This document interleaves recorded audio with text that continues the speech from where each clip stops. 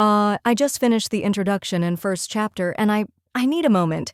This is incredibly heavy material. I know exactly what you mean. When I got to that line about the victim had become the accused, my stomach just dropped. But what really got to me was how Bruce sets up his entire childhood first. Like he's methodically building this case for who he is as a person.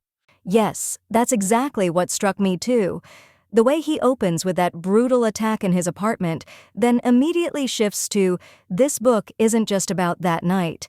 He knows what we're thinking. He knows we need context to understand how impossible this accusation is. The childhood sections are devastating in a completely different way. That moment with the swimming instructor when he's 4 or 5 years old, I knew it was something that I wasn't meant to have. That's when my heart broke for this kid. That line about the birth of shame, when he realizes he's not supposed to know what it feels like to be held and protected, and then decades later he's comforting his startled cat in a way his parents never comforted him. I literally had to put the book down. Chimanian, what's so powerful is how he's not asking for pity. He's presenting evidence. Look at this person. Look at the vows he made. Look at how he chose gentleness despite everything. When his sister flinched because he stood up too quickly, and he immediately vows, "No one will ever fear me." That second vow hit me hard. In a house where fear was a weapon, he rejected it completely. And you can see how that shaped every interaction. Even during the attack, he says some instinct kept him from fighting back because of some ingrained idea about not hitting a woman. Nana Wafurn. That detail about the selective mute of him is fascinating too. He could speak to customers, to cousins, to anyone outside school. But school was this tomb of silence. It shows someone who was deeply traumatized but still capable of human connection when he felt safe. The family dynamics are so complex. His mother calling him a house devil and a street angel, the irony is painful. He saved his warmth for people who deserved it, while his parents got silence and distance. Can you blame him? What I keep thinking about is the intentionality of this structure. Bruce isn't just telling us his story, he's making a case.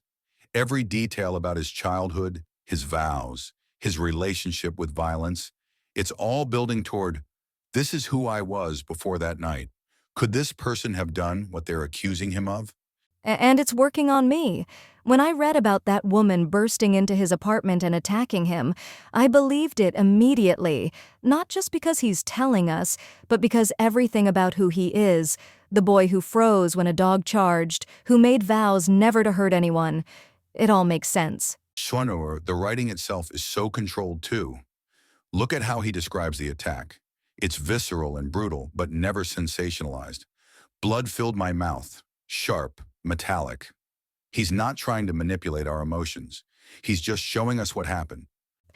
That moment when he finds her phone and thinks maybe now they'll identify his attacker, and then an hour later the street is full of police cars. The complete reversal is nauseating. You can feel that moment when his world tilted. What's haunting me is that line. It's about what happens when the truth doesn't matter. Because you realize this isn't just about one false accusation. This is about a man who spent his entire life being gentle, being protective, choosing to break cycles of violence, and none of that matters when someone decides to lie. I keep thinking about the detectives. They never asked who I was. In their minds, they already had their perpetrator, the bloodied man sitting across from them, whose entire life could have testified to his character. None of that was relevant to their predetermined narrative. Anaya, it makes you wonder how many people in the justice system actually look at the whole person. Bruce spent his life helping trauma survivors as a therapist, but that doesn't matter if you've already decided someone's guilt. This is just the beginning, too. We haven't even gotten to the chapters about his work with rape survivors. I imagine that's going to add another layer of tragic irony.